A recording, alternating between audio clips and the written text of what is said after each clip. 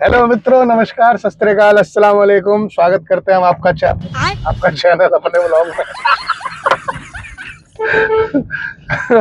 Hello दोस्तों, नमस्कार, सत श्री अकाल, अस्सलाम वालेकुम। स्वागत करता हूं मैं आपका अपने चैनल इन्फी ब्लॉग्स पे। आज हम लोग नए सफ़र में नए रास्ते पे निकल पड़े हैं। जा रहे हैं गोपालगंज से दिल्ली। चलो भाई देखो कैसा रहेगा सफ़र, क्या क्या होगा सफ़र में, सब बताते हैं आपको। बीवी का मुंह फुलाते हुए रास्ते में अपनी गाड़ी उड़ाते हुए निकल पड़े हैं हम लोग सफ़र में। बाईपास पकड़ चुके हैं गोपालगंज का। ये बाईपास पूरा इस वक्त खाली है। मतलब सन 1945 में इतनी शांति रही होगी जितनी आज दिख रही है ना। साथ में हमारे आज एक नए ड्राइवर चल पड़े हैं साथ। ये देखिए, हेलो हेलो हेलो हेलो, ये हमारे भाई साहब हैं। अब हम लोग मुकेरी टोला पार कर रहे हैं। आगे हम लोग थावे पे रुकेंगे। फेमस मिठाई है यहाँ की, पुड़किया, वो खरीद के लेके जाएंगे घर पे, बच्चों के लिए, माँ बाप के लिए, अपने लिए। रहा नहीं सिवान की दूरी अभी हमें दिखा रहा है 28 किलोमीटर। सिवान से हमें पकड़नी है ट्रेन। पहुंच गए हम पहले ठिकाने पे। सामने आप देख पा रहे हैं गौरी शंकर मिष्ठान भंडार। यहाँ पे ना सारे ही क्लेम करते हैं कि वो सबसे पुराने हैं। अच्छा। लेकिन जितना मैं जानता हूँ ये दुकान तो अभी खुली है। तो ये पुराने नहीं कि पता नहीं, लेकिन ये दुकान हाल ही में खुली है।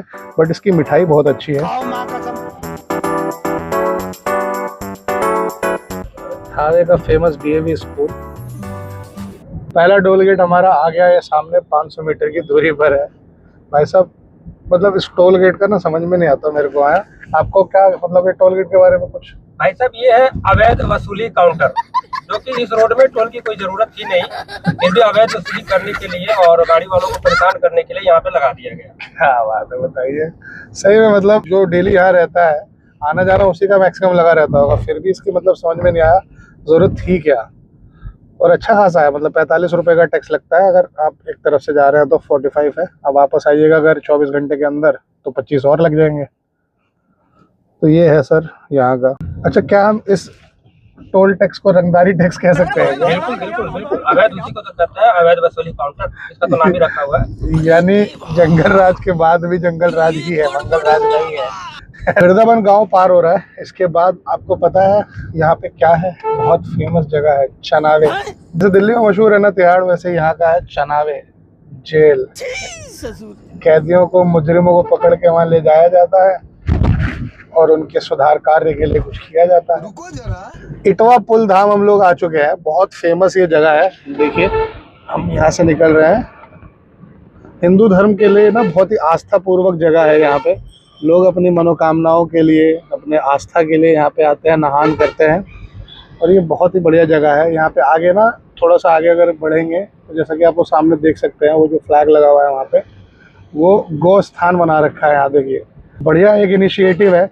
बहुत अच्छी चीज़ ये चीज़ इसलिए लगती है क्योंकि देख, अगर हम किसी चीज़ की मान्यता रखते हैं ना, तो उसकी देखभाल करना, उसकी रक्षा करना सब कुछ हमारा धर्म बन जाता है कि नहीं। सब कुछ हमारा कर्तव्य है, कर्म है, धर्म है, सब कुछ है। तो जैसे गाय को पूजा जाता है हमारे देश में, तो उसको देखना भी तो चाहिए होगा ना। जैसे अब सड़कों पे कहीं भी देखते हैं आप, ऐसे हो जाता है। लेकिन यहाँ पे ये बहुत अच्छा कर रखा है कि उन्होंने गौशाला बना रखी है। उनके खाने पीने का, उनकी साफ सफाई, बीमारी, सब कुछ का ख्याल रखा जाता है। कई बार मैं इधर से आता जाता हूँ, मैंने देख रखा है कि मतलब एक स्पेशली ना उसके लिए कुछ लोग इन्होंने रखे हैं जो उनको चराने लेके जाएंगे खेतों में और उनकी देखभाल करते हैं, जो कि एक अच्छा है, मतलब एक अच्छा इनिशिएटिव है। अगर आप किसी चीज़ को मानते हो तो उसकी देखभाल करना भी आपका ही फर्ज है ना। तो आपकी क्या राय है इस बारे में, आप ज़रूर कमेंट करके हमको बताइएगा। देखिए, मेरी ना फेवरेट गाड़ियाँ हैं यहाँ की, बिहार रोडवेज़ की। बिहार रोडवेज़ की तो नहीं है खैर, प्राइवेट बसेस यहाँ ज़्यादा चलती है। तो ये भाई, इन बसेस का ना जलवा है यहाँ पे, अलग ही जलवा है ये। आप कुछ भी कर लीजिए, आप किसी भी चीज़ से रहिए, जहाज और इसमें अगर आप रेस लगाइएगा ना, जहाज हार जाएगा, क्योंकि इनसे कोई नहीं जीत सकता। अगर आपको देखना है ना नागिन डांस, अगर आपने कभी ना देखा हो तो आप आओ कभी, इनको देखो गाड़ी चलाते हुए। नागिन, अजगर डांस सारे कुछ फेल है इनको के आगे। लेकिन भाई मज़ेदार। आपको कहीं भी टाइम से पहुंचना है ना तो आप इसमें बैठ जाइए। या तो आप टाइम से पहुंच जाइएगा या कभी नहीं पहुंचिएगा। आपका क्या ख्याल है सर इस बारे में? जी, आपने जो कुछ भी कहा बिल्कुल सही कहा। दुरुस्त था मेरा कहना। जी, बिल्कुल दुरुस्त था। वाह, क्या बात। पास कौन सा बाईपास था सर? ये मीरगंज बाईपास। जी, रोड के दोनों तरफ पेड़ लगा रखे हैं। ये सरकारी पेड़ आई थिंक है ना, ये किसी की वो प्रॉपर्टी नहीं है। This is all government property. ये देखो ना, बिहार चुनाव के बाद से ना, पहले चरण का चुनाव हुआ है, उसके बाद ये ट्रक वगैरह में, बस वगैरह में, हर चीज में बेचारे पुलिस जिस तरीके से आए थे उसी तरीके से सबको जाना पड़ रहा है। हाँ जी सर। जी, लेकिन मेरे हिसाब से इन लोगों के लिए कुछ स्पेशल सवारियां प्रोवाइड करानी चाहिए। बात तो सही है। मतलब ट्रक में, पिकअप में, ये सब में दिक्कत होता है उन लोगों को, काफी दूर दूर तक खड़े होकर जो सफर करना पड़ता है, ये बहुत मतलब मुझे बुरा लगता है। इन लोगों के लिए स्पेशल कोई बस चलाना चाहिए जो कि मतलब सेफ रहे इन लोगों के लिए। दुखद तो है क्योंकि देखो, ये हम लोगों की सुरक्षा के लिए यहाँ पे आए, भीड़ सब कुछ लोगों ने मैनेज करा, पूरा रात पूरा दिन खड़े रहे ये लोग हम लोगों की सेवा में, कि मतलब हमें कोई चीज़ों की दिक्कत ना हो। लेकिन अब इनको जाने में मैं तो देख रहा हूँ, जाते टाइम इनको कितनी दिक्कत हो रही है, तो जाते टाइम भी दिक्कत है तो जरूर आने में भी इनको दिक्कत रही होगी। तो बिल्कुल इस बारे में सोचना चाहिए कि थोड़ी इनकी फैसिलिटीज को थोड़ा इम्प्रूव किया जाए, क्योंकि ये भी एक इंसान ही है भैया। ऐसे भेड़ बकरी की तरह लद के जाएंगे तो सही थोड़ी है। बाकी गजब खराब व्यवस्था है। क्या हुआ था जी, अभी मैंने एक वीडियो जस्ट वायरल देखा, उसमें कुछ ऐसे भी लोग रहते हैं। एक व्हाइट नंबर प्लेट वाला गाड़ी को पुलिस ने पकड़ा, तो उस गाड़ी पे भारत सरकार लिखा हुआ था। तो उसने पूछा कि भाई साहब, ये भारत सरकार की गाड़ी पे लिखा हुआ है, आपके घर में कोई तो होगा भाई? तो बोल रहे कि नहीं आप साइड में चलिए ना, बता रहे हैं। तो पुलिस साहब ने बोला नहीं जो बताना है सामने बताओ। बोला सर चलिए ना, साइड में बता रहे हैं। बोला नहीं भाई अभी बताओ, यही बताओ। तो सर वो मैं टोल टैक्स से बचने के लिए भारत सरकार लिखवा रखा है। ऐसे भी लोग हैं, इसीलिए मैं कहता हूँ उसको अवैध वसूली काउंटर। तो बचने के लिए लोगों के अंदर क्या क्या दिमाग लगाना पड़ता है। देख रहे हो कैसे, मतलब भारत सरकार लिखवा लिया टोल टैक्स से, अब निकल जाएंगे। लेकिन पता है, इन सब मामलों में मैंने बहुत बार नोटिस किया है, टोल टैक्स वाले भी इतने बुद्धू नहीं है। तो क्या करते हैं, आपको ना उस वक्त कह देंगे हाँ ठीक है निकलो, उसके बाद फोटो तो खींची रहती है उनके पास। उसके बाद वो क्या करेंगे, अगर हाँ फास्टैग आपने नहीं लगा रखा तो आप सेफ हो, निकल गए। लेकिन मैक्सिमम गाड़ी में तो लगा हुआ आ रहा है शोरूम से ही, तो फास्टैग अगर आपका है तो क्या करता है ना, बाद में उसको काट ही लेता है, माइनस में भेज देगा आपको। आज नहीं तो कल कभी तो रिचार्ज कराओगे, जिस दिन कराओगे उस दिन आपका जाएगा, उसको पैसा मिल जाएगा।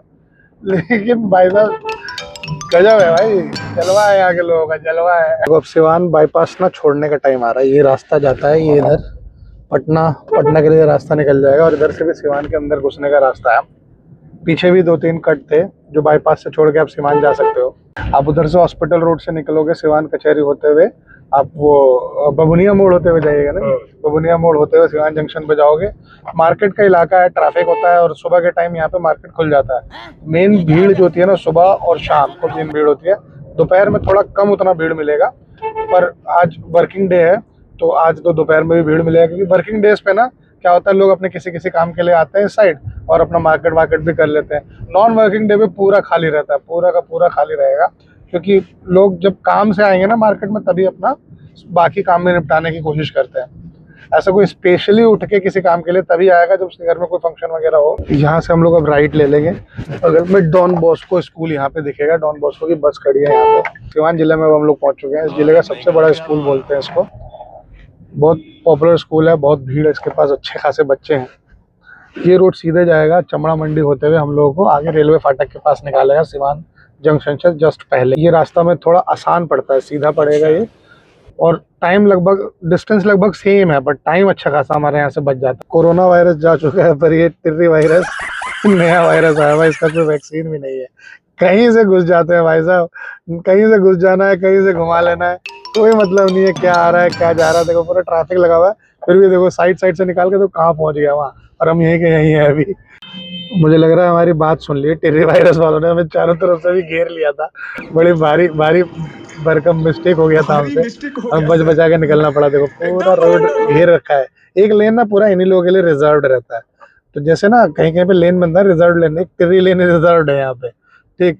तो ये एक अलग ही मजा है, अलग ही स्वाद है इन लोगों का। गेट पे ही लोग अपनी गाड़ियां लगा देते हैं, फिर हमको कहते हैं कि खाली शिकायत करता है। पहुंच गए हम लोग स्टेशन, उतरते हैं गाड़ी से। भीड़ है, पार्किंग में गाड़ी लगाने जा रहा है भाई हमारा।